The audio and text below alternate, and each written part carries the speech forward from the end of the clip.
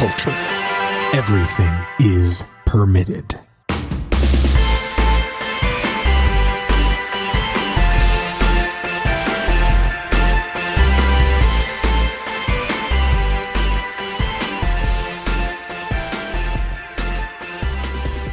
Welcome to episode 87 of Everything is Permitted here in the Night Car. I'm your captain and host, Julian Brown, alongside my co-host, the Man of Steel, Matt Reppert, and the Master of Puns, Brittany Tomes.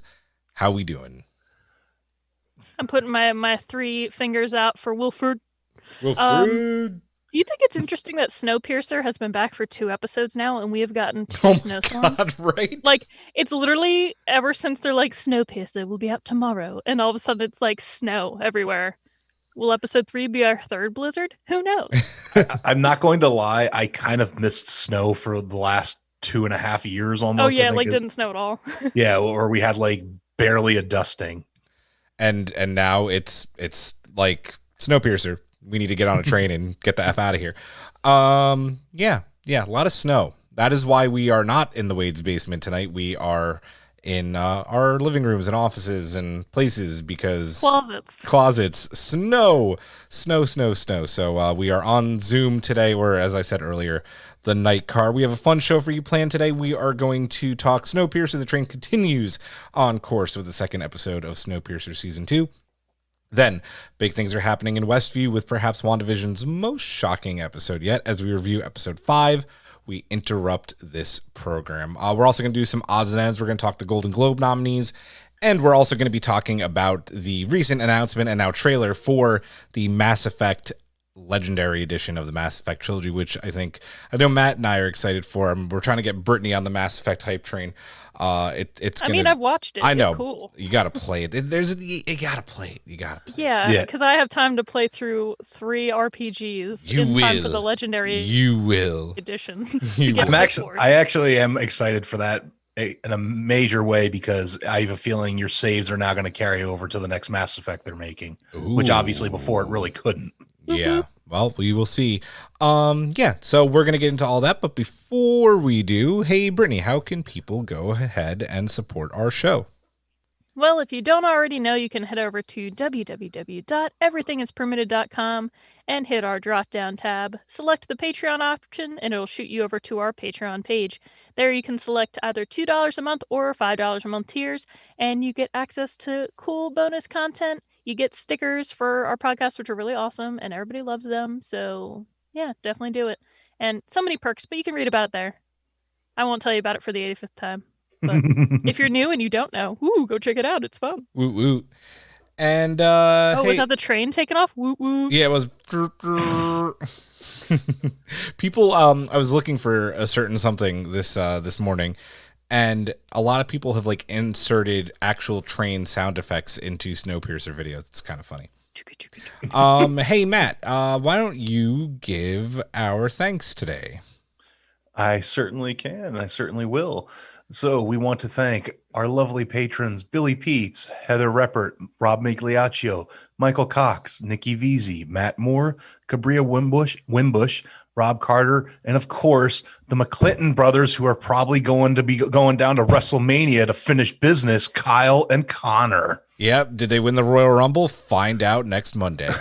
Probably. And guys, if you can't support our show financially, you can head to wherever you listen to our podcast, whether that's Apple Podcasts, Google Play, wherever, and hopefully you love our content and leave us a 5-star review. So go ahead, check us out. We hope you like the show. Let's get into some rants and raves. Who's got something?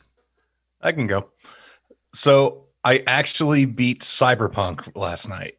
Ooh. And yeah, there are multiple endings, and I'm probably going to work to get the secret ending where, I don't know the full details over how it works, but I will give the game some credit, at least for its ending. The music that happened at the ending that I picked, it was actually very well done and very, I'm trying to think of the word to describe, like very emotional. It actually kind of got me in a very good way, and I actually really dug it. Now, obviously the game has had massive problems, and you know, and also it doesn't have a new game plus mode still, of course, which pisses me off to no end. But I hate to say this because I know so many people have had an issue, but I somewhat enjoyed my experience with Cyberpunk 2077.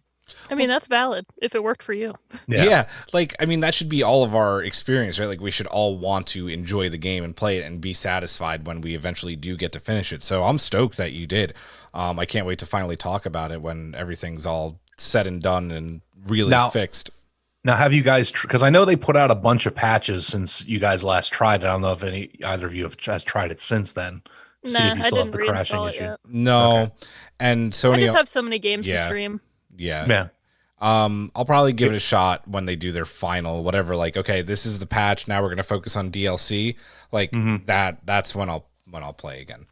Brittany, I am excited for you to do Little Nightmares 2 next week if you're going to get that. I'm going to do it. I'm going to replay the first one and then do the second one when it comes out. Okay. I forgot it's already like we're into February now. Like I knew we were in February, but I forgot how fast it moved because a customer came in and was like, "Oh, I'm buying this thing as like a Valentine's gift for my girlfriend." And he's like, I set an alert on my phone and it reminded me, you only have, 7 business days to buy this, or like 6 or whatever. And I was like, that's cute. Like, well done. And he like left. And then I was like, wait, what the fuck is the date? And I was like, my birthday is literally like in 2 weeks, like less now. But like, I was just like, how the hell? Because I know that like Little Nightmares comes out my birthday week. So I was like, oh shit. Yeah. Oh snap. Yeah. I'm excited. I'll replay that I'll stream the first one, and then hopefully by the time I'm done that, the second one will be out, and I can stream that. Nice. Do you have a rant or rave? It's weird. Like midweek, I remember thinking of something, and I was like, oh, I should save this as like my rave for whatever day. But I don't think I really have one.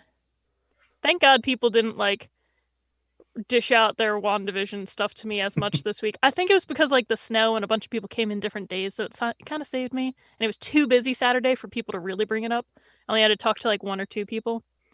But in general, I know our society likes to like watch shows and then talk to people about it, but like I think it's gotten worse because of the pandemic, and there's not a lot for people to like look forward to and watch and be able to talk about right away. But like people got to stop with like spoiling things for people like 2 seconds after they watch the episode, because realistically, like these episodes drop on Fridays or Thursday nights late at night. Like most people have to wake up early, go to work, they work all day, and then when they get home they're able to watch it, maybe, or they save it for the weekend to watch. So it's like I just hate that people like don't walk into a store, even if it's like a comic store, movie store, whatever. You don't have to walk in and just like blurt out whatever. What's about a movie store?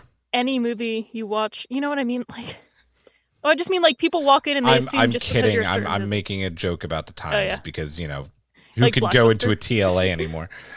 Yeah, but like people do that at the comic store. It doesn't even have to be a Yeah. comic book related movie or show, but they'll walk in and just be like when the last Star Wars movie came out, I was glad that we saw it like right away, but Jesus Christ, like the amount of people that came in and were like wanted to talk about everything. I'm just like, Wade has not seen it. Half the customers in here might have not seen it yet. Just shut up. Just stop. Go to the internet and tap. Wait, there was a third sequel trilogy movie? Apparently. Oh. I don't recall. I don't recall.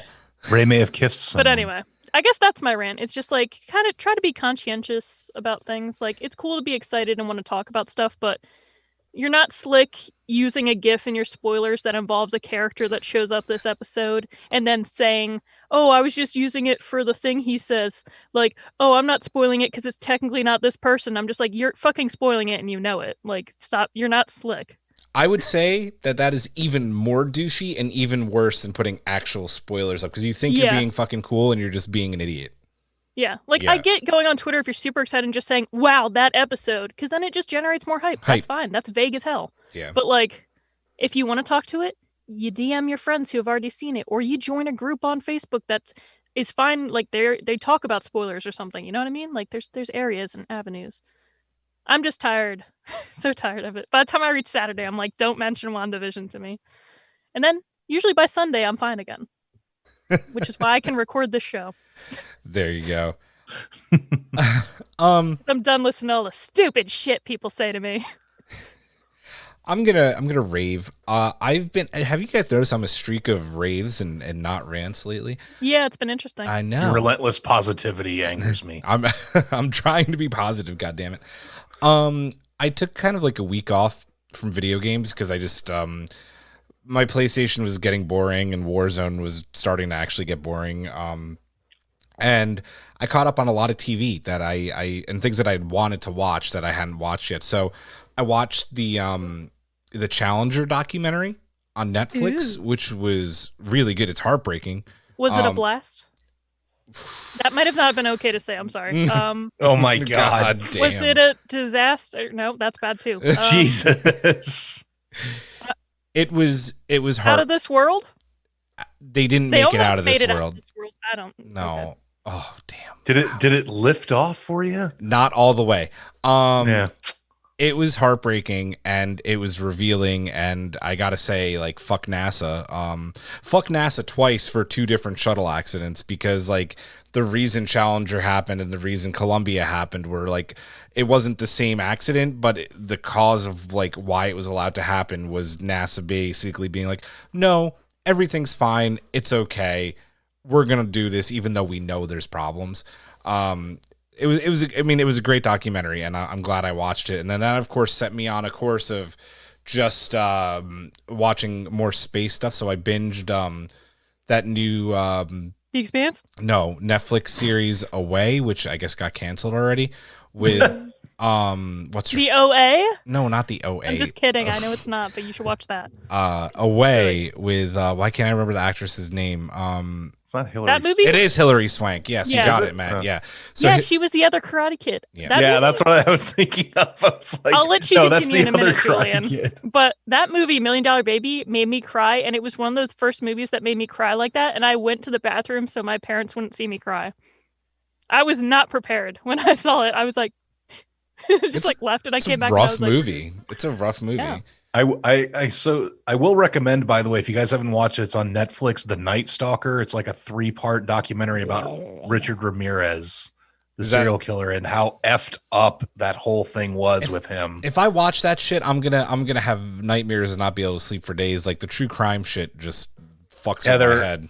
Heather loves her informative murder. Oh, I know she does. I know she does. So does my mom, and then she freaks out when like the door's not locked and it's like during the day and stuff. We always lock every lock in the house. So nice try, burglars. Anyway, continue, Julian. But anyway, it was good to watch TV. I also went on like an SVU binge because I love SVU, and USA's had. Wait. A lot of people love SVU. It's fine, Matt. No, Don't but think about it like, too hard. but like true crime is like, it will scare him. But SVU. I know, because the true crime stuff, like you could still separate SVU as being fictional, right? Like when it comes to true crime, like these are real people, even though like a lot of the stories in SVU are based off of like. I was about to some say real a lot events. of them are based on real cases. But he knows they're actors. I know it's actors, and like when they're doing documentaries about real people doing this fucked up shit, I'm just like, holy fucking shit. Is Chris Maloney back in SVU? So or is no, that... but that's actually a really interesting point. I was going to bring that up. So no, it's okay.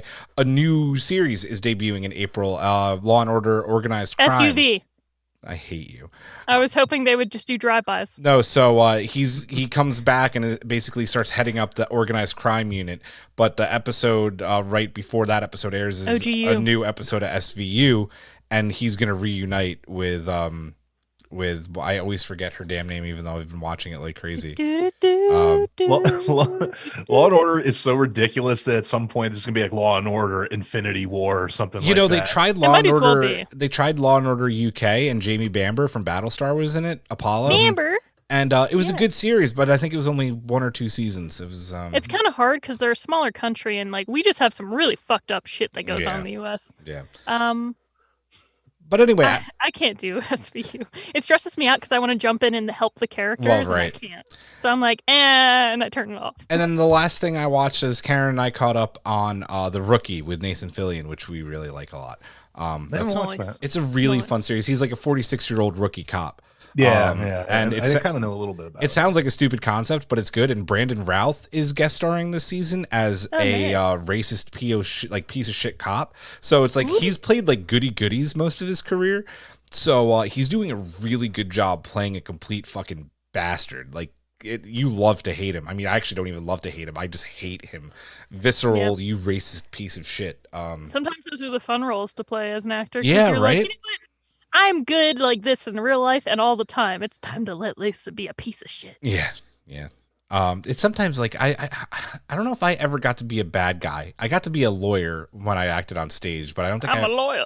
I was ever like a real bad guy. Were you a Southern lawyer? Anyway, I just want to know. any other rants or raves? Raves. Speaking of shows, I've been doing the same thing, like trying to watch other stuff, when I can. And I finished whatchamacallit? Why am I forgetting? Kim's Convenience. I think last episode I mentioned how I started it. I literally finished all the seasons so far, and I'm like, dang, that's a good wholesome show. So I suggest it. It's good comedy, Canadian fun. The Canadians. If you like Schitt's Creek, you'll like Kim's Convenience because it's more wholesome family stuff. Nice. I think I'm the only human being on the planet Earth who's not a huge fan of Schitt's Creek. Karen just binged it without me, even though we were going to watch it together. So now I have to binge it. Oh, it's a good show. It's just like the humor is different in Yeah. it. So a lot of people get bored of it in the first season, but if you stick around, it gets good. Are you talking about Schitt's Creek or Kim's Convenience? Schitt's Creek. Got it. Yeah. Cool. Anything else? No. I'm Then good for now. it is time for A permitted minute. The permanent minute. the permitted minute. It is the permitted minute. I love it. Love it. And we are going to go here in 5, 4, 3, 2, 1. Mr. Gata, start the clock. The Mass Effect Legendary Edition is on its way, coming through the relay on May 14th. Yes, it's okay to cry. We're crying too. Sticking in the Mass Effect universe, those who main a femshep in the franchise will be able to play with a fully realized character through all 3 games. Don't think this is a big deal? Just watch voice actor Jennifer Hale's reaction. Jennifer Hale. Yeah, she's femshep. Okay, sorry, I just got excited. Anyway, signing a multi-year deal with Disney, Black Panther director Ryan Coogler will helm a new Kingdom of Wakanda series for the Disney Plus streaming service. And Watchmen writer and story editor Stacey Osei Kaffour will write the Mahershala Ali-led MCU Blade film. Have we not heard the chimes at midnight? The world lost an acting legend this week as we say farewell to Christopher Plummer. He was 91. Probably the PS5's biggest launch title, Spider-Man Miles Morales, sold a spectacular 4.1 million copies in 2020. The Mandalorian received a handful of Golden Globe nominations, including Best TV Drama. This is the way. Oh my God. Did we do it or no? Brittany almost... 1 What? second I didn't left. do anything. Jennifer Hale. Jennifer Hale freaking out. freak out. Well, I just didn't know she did I just didn't play I didn't know or play the game, so I don't know who did everybody in that. But I didn't know. But I know paused. Jennifer Hale. You So I was paused. like, 1 I'm second fine. left. 1 second left. I read fast enough during my parts that we're fine. You calling us out? No, I speak faster. I think she's calling It's us just out, how- Matt. I know. Yesterday, hold on. Yesterday, I got very hyped because people mentioned Monica Rambeau and we're just like, nobody but you would have known, blah, blah, blah, in WandaVision. And I just like went off. And I apparently, to them, seemed to like I didn't breathe. I just kept going, blah, blah, blah, blah, blah, blah, blah, blah, blah, blah, and like kept going. And they were like, Brittany, breathe. And I'm like, I'm breathing perfectly fine. Like, do you see me gasping for air? I'm breathing constantly. And I was like, I just slow down for customers and I talk like this. So they apparently this is a normal speed. It's so slow, though. It's so slow. I'm done. 1 second left. 1 second. Back to that. Oh, yeah. Let's get into some odds and ends, and I'm not going to be able to see you guys for a few seconds here because I'm going to read these nominees. So we will My just feet are itchy. go right through them. I'm going to skip some of the bigger nominees just because there's stuff that we don't know anything about because it was a weird year for movies, and we're not What, going the to be able Croods? well, more like I'm going to read you the best picture dramas, and it'll tell you why we can't really like talk about them. What, Ma Rainey's Black Bottom? No, not even that. The Father, Mank, Nomaland, Promising Young Women, and The Trial of the Chicago 7, which is the only one I'm like even half familiar with. I saw The Trial of the Chicago 7, which was a very good movie. Was it good? I want to watch it. Yeah, I think it was on Netflix, right? Yeah, it's a Netflix. I think I don't know if it's a Netflix original film or if it was, It was just a special one. Well, Yeah, I know what or I'm if it- doing after this. So those are those are the Best Picture Golden Globe nominees. For Best Picture Musical Comedy, we have The Borat subsequent movie film. We have Hamilton. We have Music, Palm Springs, and The Prom. I've seen two of these, obviously Hamilton, and Karen and I watched The Prom, which was also a lot of fun. Hamilton is probably going to run away with this. I would be surprised if it didn't. I think that's a fair guess. I'm gonna skip both Best Picture, Motion Picture, Drama, because I'm at most of these because they're just not for things that we've heard of. Same thing with Best Actor. I'll do the music and comedy ones because those are the things I think we're more familiar with this year. So Best Actress, Motion Picture, Musical Comedy, we have Maria Bakalova for Borat, subsequent movie film.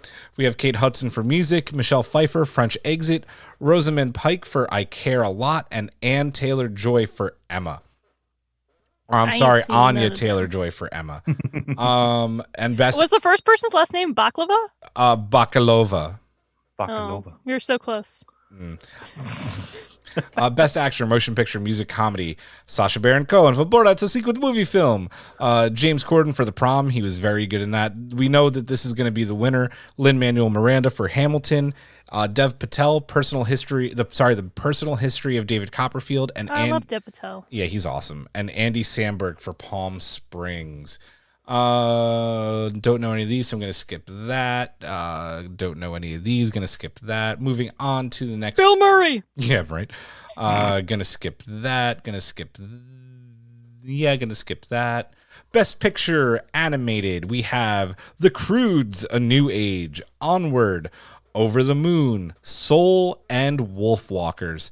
Probably gonna be Soul. It's probably gonna be Soul, but the amount of times that I've seen Over the Moon the past few weeks, because Cecily is obsessed with it, it's really, really good. And if you guys haven't watched it yet, I highly recommend it. It's really good. Not. Is it Disney, Netflix? No, it's a Netflix original.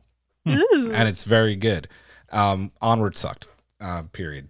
So Onward, I forget until somebody brings it up again. Then I go, oh yeah. Yeah, exactly. I listen to our review of it every so often. And I'm like, oh man. Just to remember. My favorite part is when I'm like, everybody told me to watch this because I like D&D. I play D&D and I hate this movie. Like, there was only one obscure reference I liked. I'm going to read these because I know a lot of them and I love talking about music. And I just watched, this is another thing I binged and watched. I watched that Netflix original movie with George Clooney, The Midnight Sky. Best Score, Motion Picture, we get Alexandre Desplat for The Midnight Sky. Ludwig Göransson, who does The Mandalorian and he did Black Panther. He's nominated for Tenet. James Newton Howard for News of the World, that new Tom Hanks Western movie. Atticus Rose and Trent Reznor for Mank, and Jean-Baptiste, Atticus Rose, and Trent Reznor for Soul. This is actually tough because I really liked the three of the scores that I know here. I liked the score for Midnight Sky. Ludwig did a very good job emulating Zimmer, and the jazz in Soul was just beautiful. So Jazz hands. I'm not going to do best song. 5, 6, 7. So for best drama series this year, we have The Crown, Lovecraft Country, The Mandalorian, Ozark, and Ratched. Any guesses as to what will win here? I hope it's Lovecraft Country. I feel but like it's probably going to go to Mandalorian. I don't think it'll go to Mandalorian. If anything, I think it's going to go to Lovecraft Country or The Crown. I think one of those two will win. Is it Lovecraft County or country? Country. It's country. I blipped. Because the whole point is the whole country is racist. I know it's getting a steelbook release in like a couple months, and I was considering picking it up. Nice. Yeah. Well, Lovecraft? Yeah. Oh, it's a great show. Yeah. I'm excited. Yeah, I don't think The Mandalorian will win. I do think it'll be between The Crown and Lovecraft, but we'll see. Lovecraft, every Sunday night that show came out, you guys have probably seen my Twitter. Yep. But I would scream about, I'd be like, holy shit, what the, I was so hyped because I read Lovecraftian stuff. I don't like Lovecraft as a person, but I like what they did with the show because they call him out on his racist bullshit. Mm. It's great. So it's like they reclaim the genre for us all. Is he dead? Oh, yeah. Yeah, he was alive in the early 20th century. Oh, I did not know that. He was bad for his time period even. Other racists in his time period were like, can you calm down? Oh, Jesus. And that's how you know you were bad. Oh, man. Yeah. Yeah. Best musical comedy series. We have Emily in Paris, The Flight Attendant, which Karen and I have been getting through, The Great, Schitt's Creek, and Ted Lasso. I've heard Ted Lasso's good, but I haven't watched it yet. People keep telling me to watch it. Yeah, Schitt's Creek might also win just because it was the final season, and it's a beautiful final season. Yeah. I think that this is a new category, best television motion picture. So I think that even includes things that are like limited series. So Queen's Gambit was multiple episodes, but I think they still consider it a movie. So we have Normal People, The Queen's Gambit, Small Axe, The Undoing, and something Karen and I watched, which I recommend to everyone, Unorthodox, which is just really deep. Really deep. I've only seen a little bit of Queen's Gambit, so I do want to watch that as well.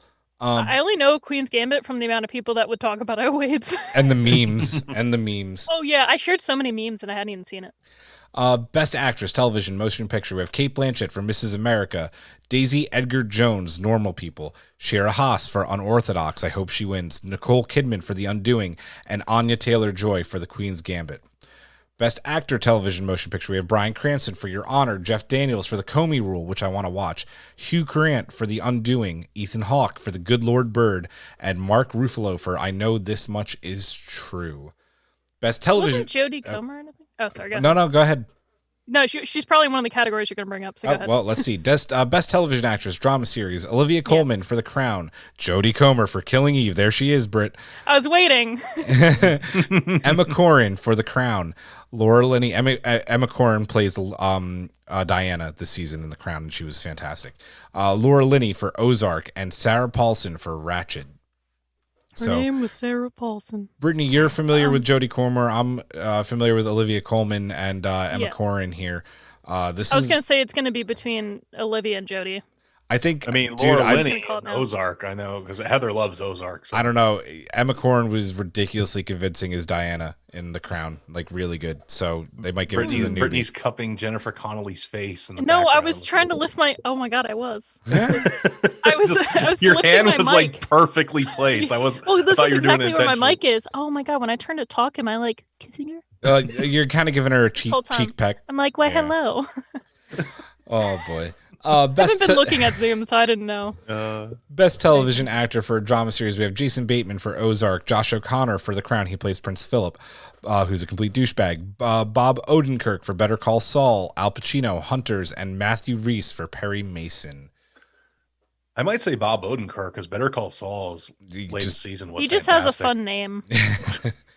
Josh O'Connor was ridiculously good as Philip. You love to hate him. He's such a douchebag and treats Diana like shit. I wish they would have put in Jason Bateman for The Outsider because that was a really good series that like just doesn't pop up. Holy shit! Best Television Actress Musical Comedy Series. We have Lily Collins for Emily in Paris, Kelly Kuko for The Flight Attendant, Elle Fanning for The Great, Jane Levy for Zoe's Extraordinary Playlist, and Catherine O'Hara for Schitt's Creek. Woo! Get on! Best Television Actor, Musical Comedy Series, Don Cheadle for Black Monday, Nicholas Hoult for The Great, Eugene Levy for Schitt's Creek, Jason Sudeikis for Ted Lasso, and Rami Youssef for Rami. Moving on. Best Supporting Actress Television, Gillian. Okay, so this is gonna be tight this year, I think. Gillian Anderson, who played Margaret Thatcher for The Crown, Helena Bonham Carter, The Crown, Julia Garner, Ozark, Annie Murphy, Schitt's Creek, and Cynthia Nixon, Ratched. I think it's gonna go.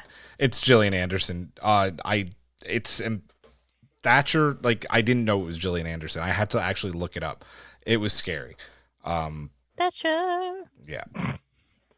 Best Supporting Actor Television: Jean Boyega for Small Axe, Brendan Gleeson for the Comey Rule, Daniel Levy for Schitt's Creek, Jim Parsons, Hollywood, and Donald Sutherland for The Undoing. And those are all the major Golden Globe Award nominees for 2021. It's going to be interesting.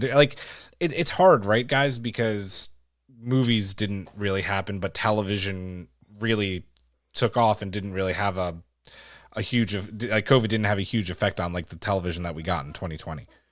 It's going to be interesting. That's all I'll say. Golden Globes, I'm always like about anyway because they always lean a certain way, so it's just kind of less fun. Fair. They don't have the prestige of an Academy. It's interesting to see their nominations sometimes where you're just like, oh, I see. Yeah. But we shall see. We shall see. Indeed. Matt, this is something I think you and I are more excited for, but I hope that we can get Brittany, especially with her just realizing Jennifer Hale is in it. Well, like Never mind. Continue. Well, like, God damn it. Go ahead. Just talk. Just No, talk. no, It's fine. say it. This is like, I watched my brother play them, but I like didn't see every second of it, and I don't know. Maria follow Jennifer Sirtis is Hale. also in the first. I was just Mass Effect. excited. I don't know everything about it. So I'll have to send you guys the video. So when Mass Effect 3 was announced, I may have told this story on the pod before. If not for new people, I'll tell it again. When Mass Effect 3 came out and they announced it about a week before the release, they announced the Mass Effect 3 Space Edition. What they were doing as a big promo were that they were launching weather balloons up into the upper atmosphere, technically in space, and then the weather balloons would pop and they would drop down. And you could track them via GPS. And if you did, and in specific cities, it was Vegas, it was New York, and I forget some of the other cities. So my good buddy Rob was here at the time, and who's been on our show before, Rob Carter. And I really wanted to do it. I think it would be it's one of those fun things that you only get to do like once or twice in a lifetime, and you'd document on Facebook. So we got in our gear, we got in the car. We had, I think, Karen in the driver's seat, Rob in the driver's seat doing the GPS. We were tracking the weather balloon from New York. We ended up in Jersey, and it wasn't. So apparently, from the reports that we were getting, reading Twitter and everything, and meanwhile, we were taking videos that were closing in on it and blah blah blah. And we get there, and apparently, it had landed in someone's backyard, and probably 9 times out of 10, getting the press and getting news crews out to your car and stuff like that would be kind of cool, but these people weren't having it. They were not excited to have this weather balloon crash in their backyard and have all these people parked outside their house. So the BioWare representatives were there, and they're quickly handing out games to people because they attracted, and they're you guys got to get out of here because the people aren't happy.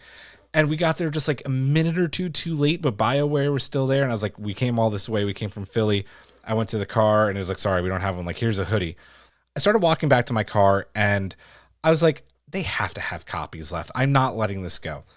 And I went and knocked on the window, and was are you sure you don't have any copies of the game left? And the guy was sign this NDA quickly. Sign the NDA, gave me a game. Because we got to play the game. I think it was actually a week and a half early. So you can't post any videos. You can't you can't publicize that you anything from the game, no spoilers. So we got a copy of the Space Edition, which is super cool. So that's my Mass Effect story. I fucking love Mass Effect. I'm so excited for this Legendary Edition, and Matt, I know you are too. Yeah, I've been a lover of Mass Effect since the beginning, and I know a lot of people love Jennifer Hale as FemShep, and people are oh, FemShep is canon, but I feel people forget that Mark Meer was very good as male Shepard as well. And honestly, Mark Meer has had such a fun relationship with the fans of Mass Effect, because if you don't know, there was this YouTube channel that for Machinima, or however you say it, and they did this thing called Gamer Poop, where they would take lines from video games and remix them. And one of the most famous things they did is the Mass Effect games, where male Shepard, they remix his voice, and it just goes report to the ship as soon as possible. We'll bang, okay?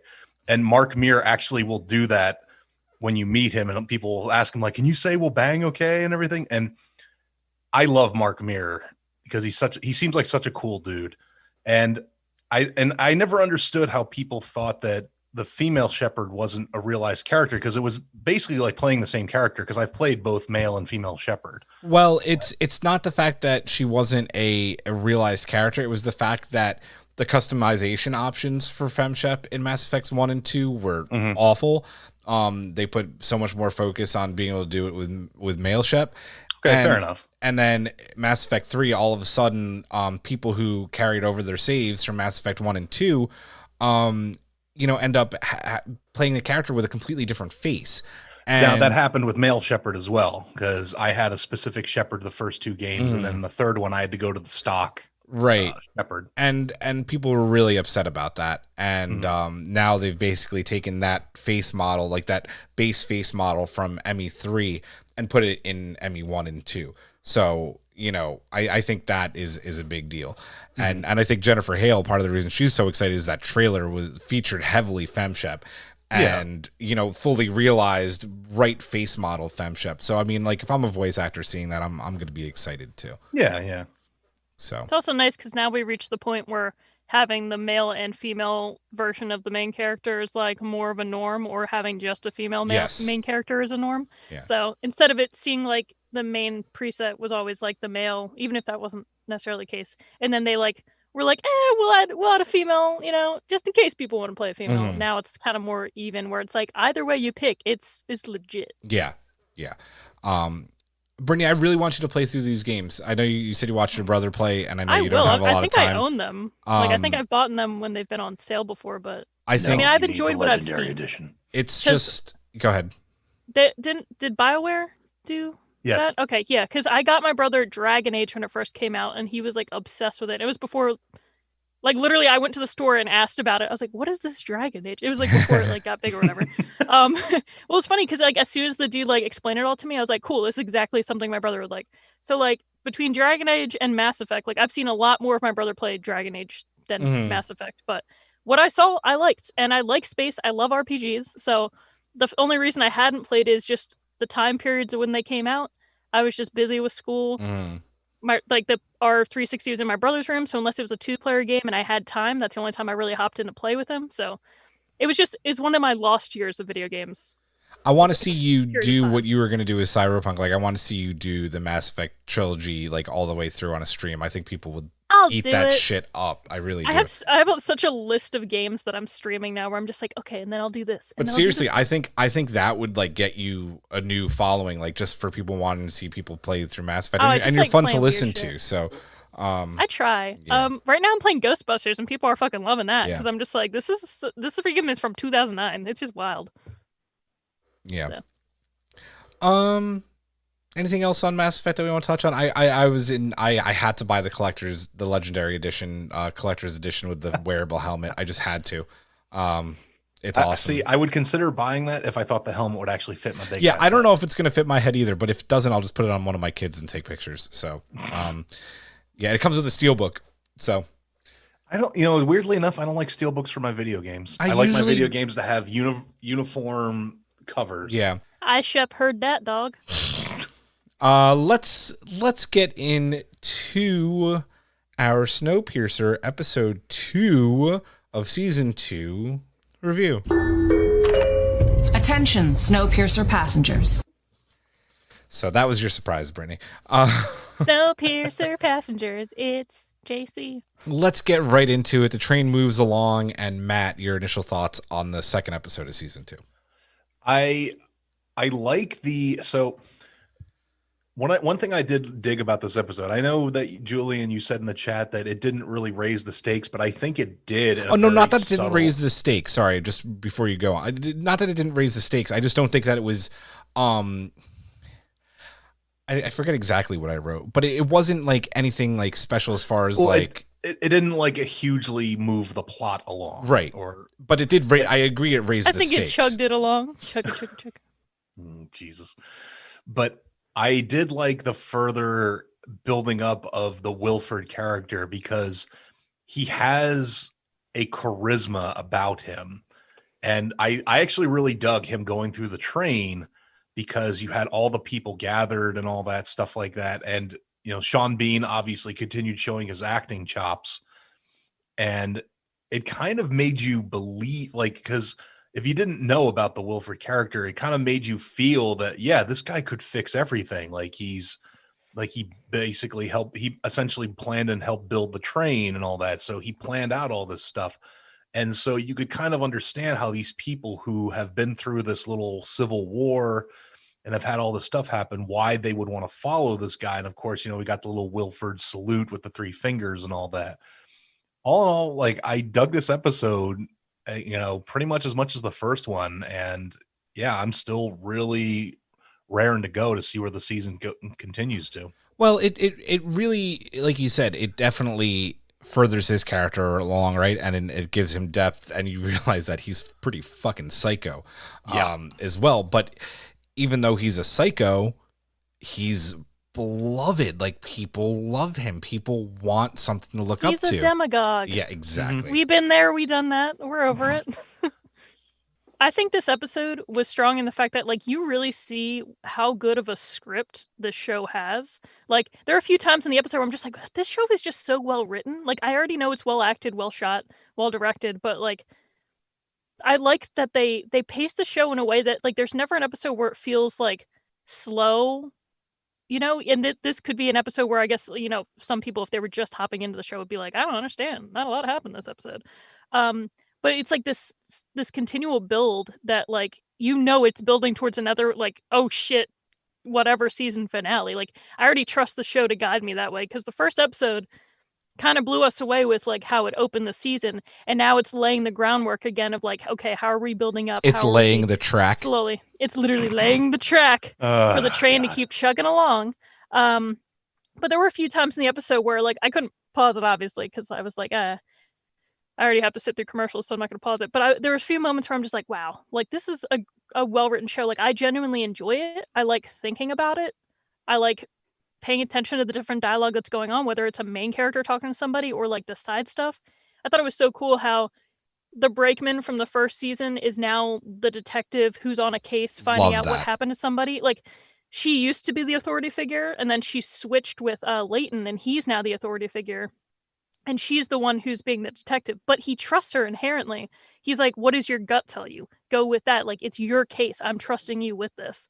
He's not, you know, trying to get in the way of that, even if what she uncovers isn't what he wants to hear right now, is that, you know, there's these people that support Wilford still so blindly because they've been taught that. I mean, they were all taught that on the train forever from the hospitality, that it's like, trust in the engine, and, like, Wilford will lead the way. And, like, they built him up to be this sort of, like, God in their mind. But yeah, he is, the way he's written too, you're like, dude, you are like a little bit of a psychopath there. Definitely a huge bit of a demagogue. You give that guy a stage and he will do a whole fucking play for the theater, let me tell you. You know what I liked a lot about him is that he plays the calm, collected, not psycho. Like, he never switches moods, right? He's just always the same mood, yet he's taking a bath with a dude that's bleeding out, right? Like, he's the schemer. Yes. If that makes any sense. You know how you said there's dreamers and schemers? It's like, no, you straight up a schemer. He's just not able, like, he's smart about it. He doesn't show outwardly, like, he's not running around the train like the other girl who, like, killed a bunch of people, acting completely, like, unstable, to the point where even new people on the train are like, what? Mm-hmm. So, yeah, I feel you. Yeah. He's good. He's very good. I kind of have the same things to say that you guys said. I love the fact that it's Bess, right? Who's the train detective? Till, I think is Bess Till, right? Till. Or something like that. She, like, the fact that she is now the train detective, and, like, that's like the perfect role for her, right? Because there's a few characters here at the end of season 1 and going to season 2. You're like, okay, what are they going to do now? How are they going to be written going to season 2? And it's like, this is the perfect transition for their character. And they do it so well. And then seeing where kind of all the pieces are starting to fall in. So the psycho girl is now, like, cleaning shit, you know? It's just it's so good. And then neither of you guys, I guess we could talk about it after I'm done, the big reveal, but we'll talk about that next. I really like the play between even though that they were enemies and foes in season 1 with Leighton and Melanie. Thank you. With Leighton and Melanie, the fact that even though they were on separate sides, they're now kind of there she is. They're the head of Snowpiercer, and she's, you know, basically running the engine now. I like that. I like their relationship, and then obviously Melanie's daughter Alex is so good, so well written. Can't wait to see where that goes. Let's get into that. Let's start with her first, because she's given a pretty nasty task in this episode by Wilford. You know, you have to kill Leighton, and she's, you know, she doesn't really say no. She's like, okay, I'm going to stick this razor in my mouth. I'm going to get it out, and I'm going to go kill him. And it's it doesn't end up happening, obviously. But what do we think about the fact that they're already plotting to take the train back? He's an opportunist. So, like, that made so much sense when immediately she's like, oh, well, this could be a trap. And he's like, no, this is our opportunity to kill him. And even her face was like, oh shit, Dad, like, what? I thought it was so cool though that, like, you can already tell that, like, even earlier in the episodes, that like she has this sway towards her mom, and the more she's around her and the more she learns about her or sees her intellect like happening, that I don't think she completely buys the fact that she's a schemer. She's just been like, Yeah. Kind of, it's not really like she's like mind controlled or whatever, but like she's just been forced to grow up a certain way that she like thinks that obviously Wilford knows best, her dad could do no wrong, that sort of thing. So now like that's being challenged and her brain's kind of like fighting with that. And I thought it was so cool that the whole time like she sees opportunities to do it if she's going to, but she's also drawn into the fact that like what her mom is talking about, and then the fact that it's backed up by other scientists, and she's like, okay, but she's right, and yeah, this is how we should go. And she just, slowly starts to like grab that blade and bleed, because she's like, I know I have to hold on to this, but also I don't want to do it. So it's like, I know like visually they did that on purpose, but it was just cool to see her like literally dealing with that in her mind and then outwardly physically. It was pretty neat. Yeah, I mean, it's further evidence of that Wilford is willing to do whatever it takes, use whoever he feels he needs to in order to get what he wants. Now, part of the reason that he might have been using Melanie's daughter is because he knows that if she goes through with it, that Melanie is going to do everything in her power to keep the mob from killing her. And so therefore he doesn't lose that asset, if you want to call her that. So, it kind of, I also, it was, I pretty much would just echo everything you guys said, but once again, like, I really dug Sean Bean and her little relationship and how, they kind of play off each other, and the pull between Wilford and Melanie for the daughter's essentially affections, if you want to call it that. Mm-hmm. It almost seems like the less Melanie tries to persuade the daughter or sway her to her side, the more effective she is. Because I think that just in her like actions and the way that she can see more and more that she's doing this for all of humanity, for all the train, like her leaving me behind was also one of those choices where it's like she wanted to bring me. My grandparents didn't agree, and this is what happened. This is a result of that. So the less she focuses and like withholds from her, the more the daughter wants to know. So she's like, what are you hiding from me? Like, tell me. And that's why I think towards the end, when she walks by her on the train and then she like slaps the handprint on the wall, like she showed like, look into this. Why was my hand bloody? Like, and that's the thing. She left that dripping trail throughout the train. So I think if Melanie, or hopefully the detective, somebody who's smart, will pick up on the fact that like, okay, why is the blood trail lead back to this room that we were in? What could she have cut her hand on? Why would she have a sharp object with her? Like, okay, she knows her mom's smart. So she's laying the groundwork of like, hey, you're smart and I get where we're at, but like, you need to be fucking smarter because you have people that will turn against you already on your train. And then I was that close to Leighton. But I do like the fact though that Wilford has, by Melanie's plan, he's almost neutralized her because she's going to have to be off the train for a month, and she's pretty much the smartest person on the train. So you take her out of the equation, Wilford will have a month to do whatever he wants, because I mean, we have to be honest here, Leighton is street smart, but he's probably not up to Wilford's level in terms of his ability to plot and to plan and to do things. And Wilford, I think, is already kind of putting it in his head, like, if Melanie's gone, like, I can take over. Yeah, I can turn these people. But, yeah, like when I come back to get her, like, I'm running this train. But what I think that's it's a good point, but I also think that's where Ruth comes in, right? Because Ruth is train smart. She's Wilford smart in the sense that she's hospitality, and they're like, the whole point is that there's Wilford, and then the very next line of people down was hospitality. Like, they were basically his voice. So I think she has those smarts, and if things are lining up the way they look like they are, she's going to be Leighton's biggest ally during that month, I think. Or maybe... And that's what Melanie told him before they had the meeting. She was like, you need to make sure you got Ruth. Yes, exactly. Like, Ruthie is where it's at, babe. Yeah. And I think you could take a deeper dive into the blood thing. It could be very simple. Like, she left that blood stain simply to say, hey, guess what? Wilford wanted me to kill Leighton. I didn't. This is me telling you, like, kind of what you just said, Brittany. Like, don't let him outsmart you. But I don't think it's anything bigger than that, if that makes sense. I mean, obviously, we'll wait and see. Yeah, well, like, I think the slap was on purpose. That was a specific message. Right.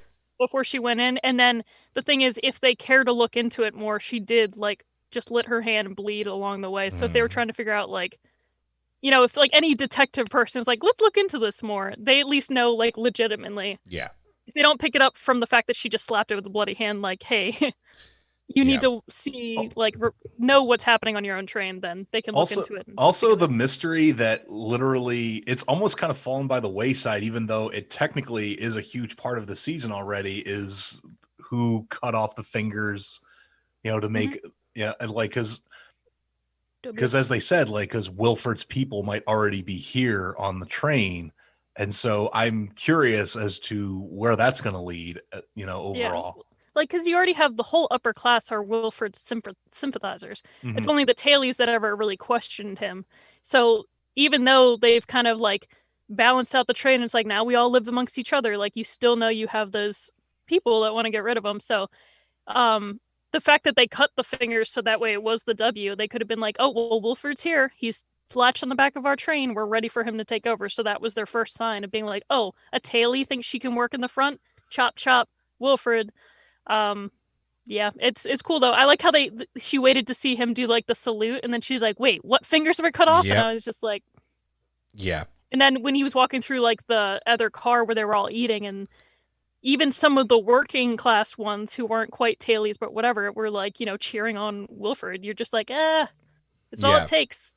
Yep. Because he's the strong man that can fix all your problems. Yep. He has the fur coat and the cane, and they're like, oh, the rich will save us all. Meanwhile, Leighton's like, nah, we agreed to eat the rich. Kind of.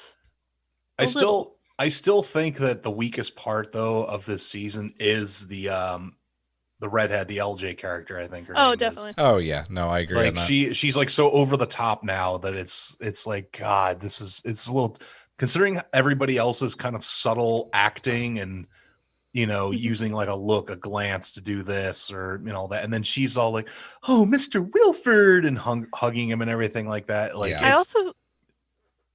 I feel like it's like she's doing it because she's a schemer too. Yeah. So, like, she has this fanaticism because she's, like, unstable like that, but also she knows this is her way back into being in some sort of standing and power. So, like, she's not first class in control anymore. And whether or not she's still up to God knows what shenanigans, when he was there, like, she already got excited that, like, Wilford was here and that's, like, her way up. And then when she does that thing where she's, like, crying and, like, hugs him, like, oh, they died in the war and, like, all this shit. Even the daughter was like that's not, like, that's, you're doing that for a reason. Well, you know, it would be a really interesting situation, right? Is all of a sudden Alex ends up taking her mom's side, and then crazy batshit girl goes with Wilford and kind of becomes his daughter, quote unquote, again. I think that's what definitely the crazy redhead wants to do. Yeah.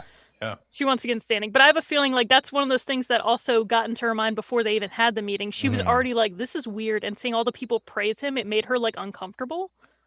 Which you don't normally see, because she's like, obviously, like, my dad runs the train. He created everything. You should, like, bow down to him. But then more and more, she's like, this is fucking weird. Yeah.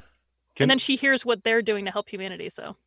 Also, I know Julian kind of already loosely touched upon it, but the scene when Wilford has Kevin kill himself shows what an unsettling influence he has and how demented he truly is, because the whole thing when Kevin's like, I don't, you know, he basically is like, I don't want to do this. And he's like, Kevin, it's already done. Like, you've already forgotten your problems are already done, Kevin. Like, you're going off.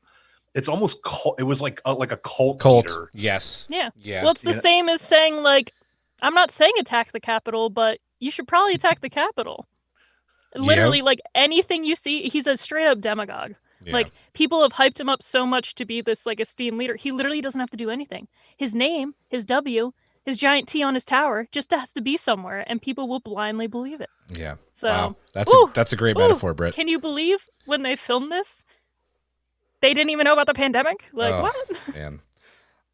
Let's talk about finally the big reveal in this episode that Josie is still alive. You know, frostbit to all hell, missing a hand, but she's alive. The rest of the pussycats weren't so lucky, though. No. They ate them. That obviously creates a problem for, I still don't know Leighton's girlfriend's name. pregnant chick. I was about to say Josie, but that's not it. Yeah. I don't know her remember name. her It name. doesn't matter. She tries to kill her and then changes her mind, but we see at the end. Is it Zara? I think I'm looking at the Maybe, wiki page yeah. right now. Yeah.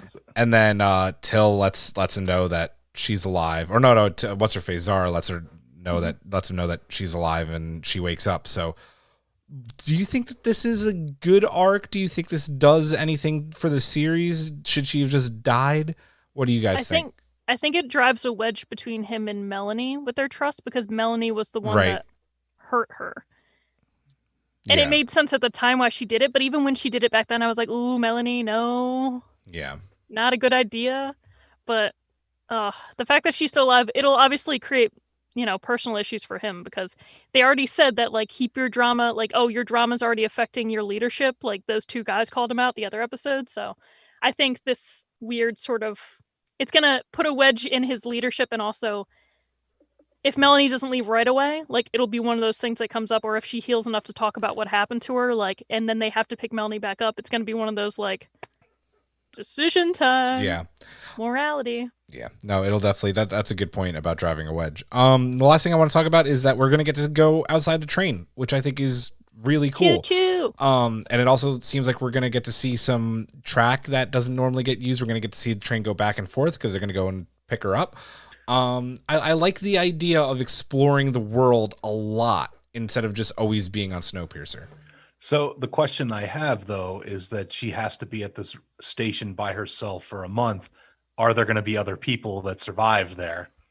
That's what I want to know. Because, I mean, I remember can't when picture... they heard the radio thing that one time? That was... And it's like, I know they were like, oh, that's also like signs that there was the other train. But like, remember when they passed that one specific area and station, and that's when they heard it? Like, it's possible that multiple groups have lived, whether it's on the train or not. Well, you got to think that there were some underground bunkers that people went to, right? Like, rich people find a way. Exactly. Like cockroaches. Yeah. Yep. So, I'm excited. I'm still very excited about this season. Yeah, another good episode of the show. Let's give our EIP rating out of 5 Wilford weather balloons. I give it. Last episode, I gave it a 5 out of 5. So I think I'll give this one like a solid 4.5 out of 5, because it did everything well, what it had to do. It didn't wow me in a way that like that season opener did, but I still was like, this is a great show. Like, this is solid. I feel like I'm like, I don't even drink, but I feel like I'm just like sipping a wine and mulling it over, whatever people do. They do the smell thing, the sommelier shit. Mm-hmm. Yeah, it's aging like a fine wine, just like Jennifer Connelly. Oh man. Mother of God. You're welcome. Yeah, I'll also give it a 4.5. Like, it didn't blow me away or anything like that, but it was a solid, well done episode that, kind of leaves me wanting more. I almost wish I could binge this goddamn show rather than getting it drip fed to me every week, but Here we are. Yeah. I'm gonna give it a 4.5 out of 5 as well. Move the story along. Just another good episode of television. Didn't top the premiere, but still very, very good. And we'll keep bringing it to you next week with episode 3. With that, we are going to move into episode 5 of the first season of WandaVision. And Britt, we'll start with you on this one. Why are you Geordie LaForging I'm it? shifting into WandaVision. Oh, Jesus. Anyway. Boo! Boo! Boo! I'll say straight up, first of all, another solid episode of WandaVision. I preferred this to last week's episode, but you guys can listen back to why I thought differently about last week's episode. But I really like what it's laying out. I wasn't surprised by some of the things that surprised people so much, but I have many hopes, I guess, or potential. There's a lot of different directions they could take it, and I think they'll be good no matter what way they take it. I just hope that it works out. They'll do it the MCU way. It'll all make sense. But man, phase 4 groundwork is just, it's happening. Whether they like it or not, it's happening. I like it. Yeah, I also dug the episode. Once again, there's probably some outside thing manipulating her, but I also kind of dug pushing her more like into almost villain territory with the way her actions are. And I mean, I know we're going to talk about her coming out of, out of the town and basically saying to everybody, like, stop fucking around. This is your only warning. And then basically all but threatening to kill the head of Sword with all of the assembled guards. So yeah, I dug the episode. I like what it, what it's doing. And yes, I also very much agree with Brittany. It is very much laying the groundwork for the next phase of the MCU. I like that scene specifically basically showed that her hexes or spells work in a way of concentration. So like she made all the guards turn on him, but then when she had to actually like focus more power on the wall, it dropped. But I was just like, that's a concentration spell. Like in D&D, if you're doing a super powerful spell that involves like focusing on whatever you're stopping, and then you turn to give somebody else, like do something else for somebody, like that spell has to drop for you to be able to focus on something else. I also think it was just her sending like, a neat. message, and basically she was done with the message, and she's like, yeah, I could just have them all kill you right here. Yeah. And then but I'm she could have done I'm that after opening she back. went into it. She could have walked back into it and then it dropped. But like she was like, wah, wah, wah, wah, wah, did her thing. And I think that requires focus. So it's interesting. This probably gave me my favorite moment of the season so far. And that is what you guys were just talking about, the fact that she came out. I wasn't ever expecting Wanda to come out of Westview. I wasn't until probably near the end of the series, right? But she sees that drone, and then all of a sudden, here comes Wanda. And what I loved so much about this was the subtle changes in her behavior. Like, this is Wanda that we see at the end of Age of Ultron. This is Wanda that we see at the end of Endgame. If you notice, her accent is back when she leaves. Wanda coming out and showing just how powerful she is. Like, I don't think people are, just realize, like, if you're not too familiar with the comics, understand what an Omega level mutant is. And this episode is starting to really like thread those needles that like she is Omega, she is Magneto level, she is Xavier level. She could have killed everyone there if she wanted to. And it was just such a badass moment. I loved her black leather outfit. It was very cool in a way because they think that she's a villain right now. So that's what they chose to put her in, is this kind of like villainy looking outfit. I thought that was a very cool piece of television. I loved this episode, and obviously we'll talk about the big reveal at the end, but the one thing I didn't like, and something I was a huge fan of at the beginning, was this era of television they're in. Like, it was kind of, it was 80s. It was 80s. It was 80s, and like almost kind of like a little bit Full House. Which I know it was full Family Ties. Yeah, Family Ties. A little bit of Full House towards the end though, which I thought was hilarious. And I didn't watch a lot of the 80s stuff. I was more like 90s, like Full House and Roseanne, even though she's awful. Roseanne, like those series. So anything on like not Nick at Night, but Schnick. Wasn't it Snick that had all those shows? Yeah. So, but I loved when she came out of the perception field. Let's dig I guess we already just talked about that. What did we think of the moment that Wanda left Westview? Do we want to touch on that more? Like, how did you guys touch on it more? Yeah, go ahead. My body's ready. So the only thing that annoys me about WandaVision, and it's just one of those things that the MCU keeps doing, and it reaches the point where it pulls me out of things, is that they always have this like white dude in control that doesn't want to listen to the people around him, and it gets annoying. Like, I know realistically in life, like, yeah, heads of military, they're gonna tend to be white men, but like this dude who questioned Darcy over cosmic background radiation, whatever, that's shit that was very elementary, and I was just annoyed last episode, then thinks it's smart to fucking make sure that the drone was armed, and then thinks it's okay to fire upon somebody who is powerful enough to capture or to have this whole town seemingly under her control, as far as they know. Like, that is the dumbest shit. And they even say in this episode, they're like, she was powerful enough, like she could have taken out Thanos had he not done this. Like, and they said, and they mentioned also, and Carol Danvers would have been able to, had he not ripped out a gem and then like shot her across the thing. Like, he had to waste an infinity gem just to get rid of her.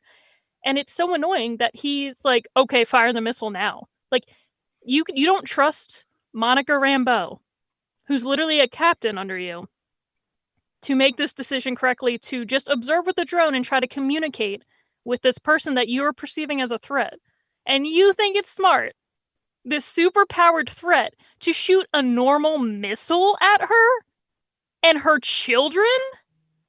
That is the dumbest shit ever. Like, it annoyed me. I was like, can someone just get rid of this dude? Like, I don't care if fucking you have Agent Wu running this shit. He should be at this point, because this dude is such a dumbass. Like, and that just annoys me because the MCU does it a lot. I know they want us to, like, not like certain people, but it's like, can we have a competent dude who's this high up in the military who knows what the fuck he's talking about? See, why does Jimmy Woo know more than him? It's fucking annoying. I kind of understand, though, where he's coming from, because remember when Vision talks to what was the character's name when he unmesses his mind up, and the guy's in pain. Yeah, and Vision says, like, Wanda, he's in pain. They're all in pain. So you can almost, and I know that the head of S.W.O.R.D. isn't aware of this, but you can almost understand, like, his desperation at this point of, like, there's thousands of people that are essentially being held hostage against their will, forced to live out this life. And I mean, once again, it was almost like a desperate move of like, well, let's just see if it'll work. And I mean, I'm not saying I agree with it or anything like that, but even if you have, like, I know he refers to her as like, oh, this is like a terrorist, and in your own words, she terrorized you and it was an invasion or whatever. Like, the one thing that gets me though is that when he uses his powers to release the dude from the hold that's on him, he doesn't say Wanda is the one doing it. And that's something I'll get into later. He just says, she's in my head and it hurts. So that's all I'll say about that. But I just think it's just so stupid. Like, if you're going to attack with any sort of military, why just one drone with one missile? Like, think, bro, before you put everybody's lives in danger, which he did. But I like that she walked out and that Monica was straight up like, that wasn't me. I would not have done something that fucking stupid. Yeah, I wanted to communicate. And she straight up was like, I know you wouldn't have done that. Because you're not fucking stupid, and that's why I let you live. Like, confirmed. Brittany, you've kept on having this theory that is in all likelihood correct, right? Yeah. That it's the witch, Agnes, Agatha Harkness. It's okay.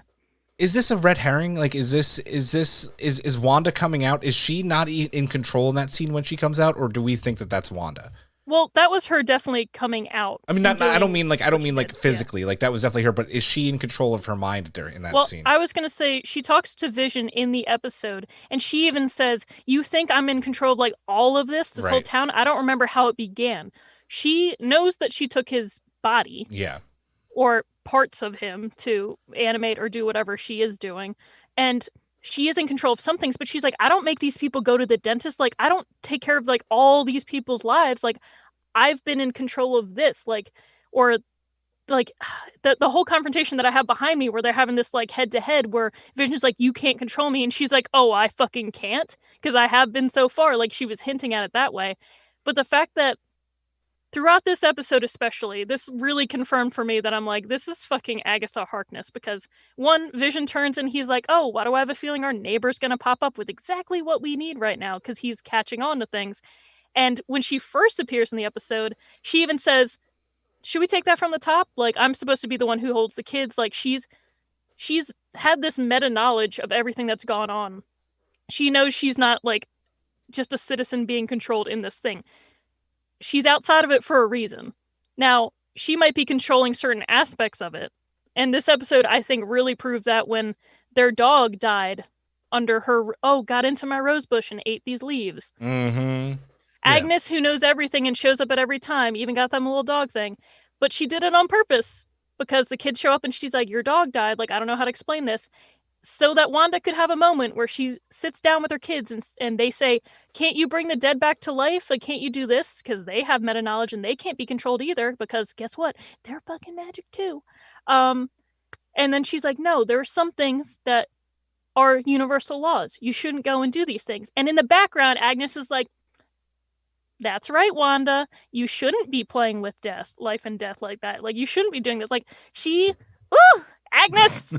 I love her. But the thing is, it doesn't mean that what Agnes is doing, I'm not saying she's a villain in all this and she's controlling things to be malevolent. She's not always, like, she walks that line in the comics where she does things because she can do them, because she's magic like that. She's an original witch that survived the Salem witch trials. And I know I'm already getting into ramble mode, so I'm going to try and cut it back. But Agnes, I think, is trying to help in the way that she's using her magic. Like, she's trying to almost keep Wanda from Going doing overboard. the things. Yeah, because the thing is, like, look at the commercials. They always refer to her traumas. And this episode was about Lagos. Yes. And I was talking about it with my coworker because I was like, well, there's two really, really big fuck ups she did. And I was like, and it wasn't Lagos like the one where the building exploded and she killed, like, it caused the Civil War. It's the blood on her hands. And that thing, it's like they spilled fruit punch and she's cleaning it up with towels and it's not really doing that good of a job. So I was just like, Lagos. But I think Agatha's doing her thing. But the best part about these magical people in Marvel is that there's a lot of different hands that can be pulling a lot of different strings. Yeah. So I feel like eventually they'll introduce Mephisto. I'll get into that later. But I don't think that Wanda is the one who makes somebody appear later in this episode. Right. Because she talked about it, wanted it so bad, but didn't expect it. And I promise we are going to get to that in just a second. I have to toot my own horn here. And Matt, I want to ask you, how do you guys feel about me being right for once? I'm usually not. About the fact that this is pretty much, even though Vision isn't a person, kind of necromancy, right? Like she is playing puppet with his body. I'll let Matt go first. No, I mean, I know we discussed the possibility of that and how kind of morbid it would be, if I remember correctly. Yes. Mm-hmm. And yeah, it's pretty goddamn morbid, but it also there are interesting things because if she's just playing puppet with him, he's able to use his own abilities to, was it Norm, I think was the character's name? Yeah. That how he kind of unclogged his mind for a brief conversation and all that. So yeah, I mean, I also did very much dig the fact that Vision and her seemed like they were going to throw down for a minute because Vision was like, don't lie to me, Wanda. Like, tell me what's going on. Tell me what's going on outside of this town. And she's, kind of refusing to reveal that. And you could tell that it's starting to really get to him because she's hiding things. Yeah, he knows she's hiding things and he knows that something's wrong. So part of me is wondering at some point, like, are they going to have like a mini fight between the two of them? Because Vision might eventually fucking be epic. Like, yeah, that would be cool as hell. But I mean, at some point, Vision's going to basically call her out. He's going to say, like, I know that this isn't real or that I'm dead or whatever like that. And you have to let me go, Wanda. I like that you were right about her going to find like his remains, because the cool thing is that is a thing that happens in the comics, like where she goes to find him in like, it's like older comic, well, not old, but like West Coast Avengers comics where like they pull him apart, they have him on like a lab table, and then she finds and they his literally body show way. that So, in the they literally footage, did it like almost shot for shot Yeah. from like what George Perez did. So I was like, that's cool. I like that nod. But it's also the fact that like we know that when he died, or he like, he had the stone ripped from his brain. But it's so interesting that when he used his powers to release Norm, his hands were glowing yellow, which is the color of the Mind Stone, which he had ripped from him. So I'm like, it's all interesting and connected, because it's like even if he doesn't have the stone in him anymore, it's not necessarily that he might have some power still in him from like death, like but it's also the fact that residue from the Wanda's- Mind Stone, maybe. Like, But the thing is, Wanda also is connected to the Mind Stone. So, like, I'm wondering if, like, they're trying to hint at that through the show. Like, she's reanimating him, and he's able to use these powers because she has that connection. right? So it's interesting, because nowhere else in the show, even when he does his little stuff, has he, like, used yellow. Like, Right. his face will just appear. But on that part where he touched his head and, like, literally went into his mind, then he had the yellow. They've been using yellow when he transforms. Yeah, I think Oh, they so. have? Yeah, they have. Yeah, when he Alright. transformed, it's been yellow. Yeah. Well, whatever. It's the yellow Mind Stone powers. But I thought it was interesting when, like, he touches the head and it specifically is, like, yellow. And then, God, he puts him back and you're like, oh. yeah. Yellow. Let's finally get to the elephant in the room, and that is Evan Peters, Quicksilver from the 20th Century Fox X-Men films, showing up as Pietro at the end of this. Unfortunately, this is something that I was spoiled about months ago, that he was cast and doing it. It didn't make it any less cool or mind-blowing at the end. What is this? What did we think about it? It was so cool. They obviously, even that little line of like, Pietro's been recast, I feel like that's their little wink at the audience to be like, this is why he doesn't look like the dude from Ultron, is because, he's been recast in WandaVision, and obviously it's probably Evan Peters is going to be Pietro going forward in this. That's my initial Yeah, I don't think they're going gonna have like OG Pietro ever show up again, Yeah. because he's like dead in this universe. And that's also another way that like if Wanda were to bring back Pietro, he would look like Ultron Pietro, which is why it's like somebody knew this is what she wants and they are showing this to her. But the cool thing is that like in so many of the comics, like sometimes Wanda, like I've mentioned in earlier episodes, has been the one pulling the strings and is in control of what's happening. But a lot of the times it's an outside force or villain or even someone she's close to that's manipulating her to do the things she's doing. Quicksilver has been somebody who's manipulated her before. Agatha Harkness has manipulated her. Doctor Doom has manipulated her. Mephisto, like it goes, there's a whole realm of things. But a cool thing that, I like that they just have him show up and it's vague enough that you're wondering, is this him joining this universe? Is this him coming from an alternate universe where the Fox things exist and now they're entering ours? Because Phase 4 is all about the multiverse. You got all the Spider-Man stuff that was hinted in Far From Home when they first show what's his face? I was about to say Mephisto again. That's not right. Mysterio. And Mysterio was like, "Oh, what if I'm from another universe and I'm actually good there?" Blah blah blah. And I was like, "That's funny. It's not true because you're a fucking trickster. But if it were true, that's a fun way to do it." And then you have like Multiverse of Madness and everything that's going to be happening with Phase 4. So it's definitely going to, like, no matter what happens at the end of the season, it's going to kick that off. And once again, I knew he was going to be in the show too because he appeared on the cast list for the show. Right. Like, that was something, like, Marvel either made that mistake or what, but, like, even looking up the show on, like, IMDb before it came out, like, he was in there. Well, people can add things to IMDb. So if, like, they read an article on comicbookmovie.com, people can put that name there and it just didn't get removed. But having said that, I mean, I think, like, he had been spotted on set and shit. Yeah. It was, like, a while ago. But one thing that did annoy me, spoiler-wise, is this thing that happens, like, it happened again 24 hours before the episode comes out. Funko had a leak of their characters, and it showed the two kids wearing Halloween costumes. Like, the Funko characters are the two sons wearing Halloween costumes. So one, even though we guessed that they would probably age at a different rate if they're even real or not or whatever, now I know that they're going to age and they're going to be in the Halloween episode wearing costumes as, like, older kids with them, because we already saw from the trailer that these guys are wearing their, like, costumes, their actual original costumes. And then on top of that, one of them is dressed as Quicksilver. Yeah. So, like, I knew that eventually Quicksilver would be showing up. I figured that would have to happen anyway, especially if Wanda's going through all these traumatic losses in her life. Like, we figured the show would be about. But then to see the kids, like, and then I'm like, then the kids know about their uncle. Like, yeah.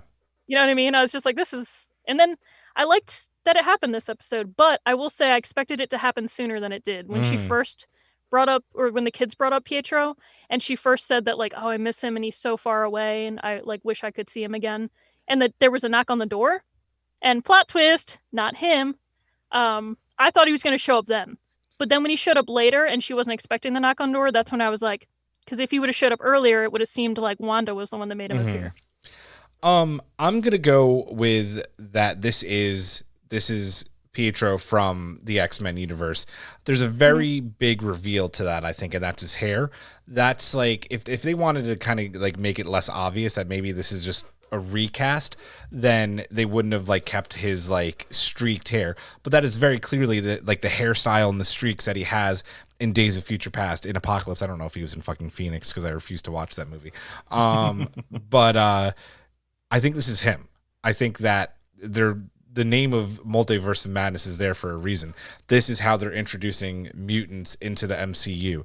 This is Quicksilver, and it's really interesting. The question I want to ask is, do you guys think, I think you both said no, do you think that Aaron Taylor Johnson also shows up as Ultron Pietro at all? I just don't think so. I think this is their way of just... They don't want to do that shit that, like, the reason why DC had Crisis of Infinite Earths in the comics was because they had too many heroes, like, and too many versions of them. So they literally went through and destroyed so many things to kind of create one DC continuity. So I feel like with the MCU, they're going to acknowledge that, yes, this Pietro existed. He died. It's too late. We really can't bring him back because it's been too long. And that moving forward, we did absorb Fox, but this is how naturally we can bring these people into play. And I mean, when they do it with the Fantastic Four and everybody else they're bringing in too, I doubt they're going to ever refer to the previous films at all. No, I don't think they need to refer cast. to them, but I do think it is that character, if that makes sense. Well, no, I know that, but I just mean like right now, just because he appeared, I want to tell people watching the show, it doesn't mean that magically all the X-Men have appeared. This is specifically him for a specific reason, and we'll have to see if he's also in on it or not. Because I will warn people, reading comics, he might also be in on it. I mean, hopefully not. Hopefully not. So I'll say Aaron Taylor Johnson won't show up ever again because, and I mean, we have to be honest about this here. Evan Peters was a way better Quicksilver, more charisma, more screen presence. You know, I pretty much dug most of his scenes in the X-Men movies that he was in. I still haven't watched Phoenix either.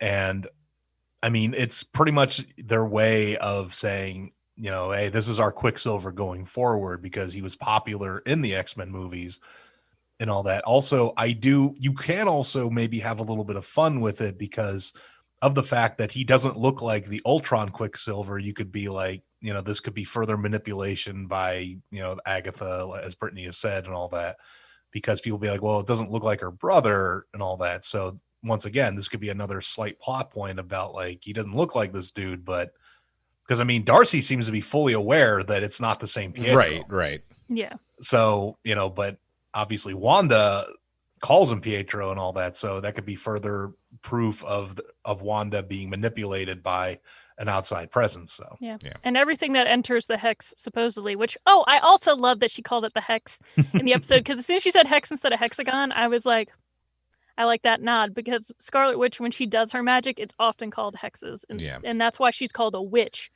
because you know, she could just be a nice the red woman who's able to control reality. Did they also, when they were like when they said like, does she have a name or anything like that, like everybody else does? Took the words right out of my mouth. Well, I think unfortunately the events of the show are going to earn her the moniker of Scarlet Witch. Like someone's gonna say it and it's gonna be a big look what we did moment, but like it's kind of like so on the nose, the fact that they're like, wait, she didn't have a code name. I'm like, yeah, we all fucking know. We've been waiting for you to call her Scarlet Witch since she appeared. Like, come on.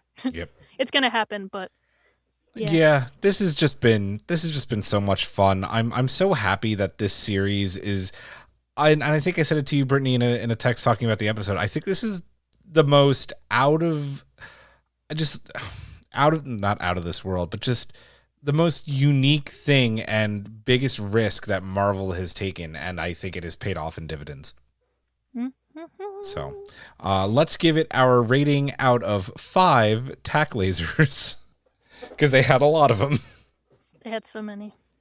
So I'll go 4.5 again for another rating, because I still like, I love the plot advancing stuff, the mystery stuff. I still am not a huge fan of the sitcom stuff, which I know they kind of have dropped more and more. They've kind of left that stuff by the wayside. But yeah, I'll give it a 4.5. That helps. They're already in the 80s. They're going to catch up to modern day, and then they won't need a sitcom. No, it'll be Big Bang Theory. It'll be like Schitt's Creek. when they do 90s, are they going to do like Smallville? Is Quicksilver going to show off his abilities and such in that episode? Or Friends? Somebody save me. Anyway, my review for this episode, I really enjoyed it. I wasn't really shocked by anything, but I felt like, you know, when like a bad guy's sitting there like, yes, like making the pyramid with their fingers. Like, I feel like I watched this episode and I kept doing that. I was like, oh yes. Yeah. Oh yes, this is great. Let's see where it goes. Like, it felt great. So it felt just like the Snowpiercer episode where I'm like, I don't like where this is building to. Give me some more.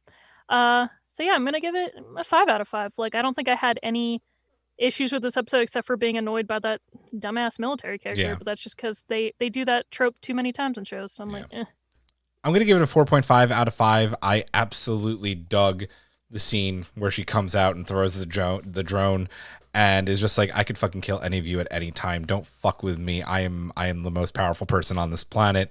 End of story, peace out, I'm going back to my husband, laters. Pour one out for Sparky. That was it. Sparky, name of the dog Sparky. in the comics too. Yeah, absolutely. Just I love that scene. So 4.5 out of 5. Can't wait to see next week, which we will be back with to review. If that is it for everybody, I will say that does it for episode 87 of Everything is Permitted. We'll have more Snowpiercer, more WandaVision next week. Just real quick for our patrons looking for your EIP VIP bonus pod, we had to push it off 2 more weeks because of the snowstorm and having to record at home. We will record that in 2 weeks' time, our first ever composer clash. So for Brittany, for Matt, I will say to you, this has been another fun episode of Everything is Permitted. We'll see you next week.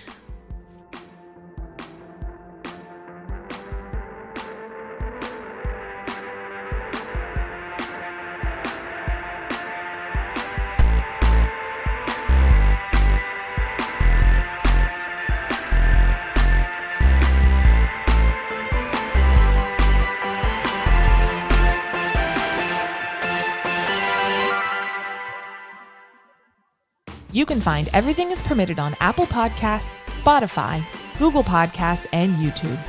Everything is Permitted is produced by Rob Migliaccio, Nikki Veazey, and Geneva Stein-Shivers. Our executive producers are Michael Cox, Brittany Tomes and the Tomes family, and Julian Brown.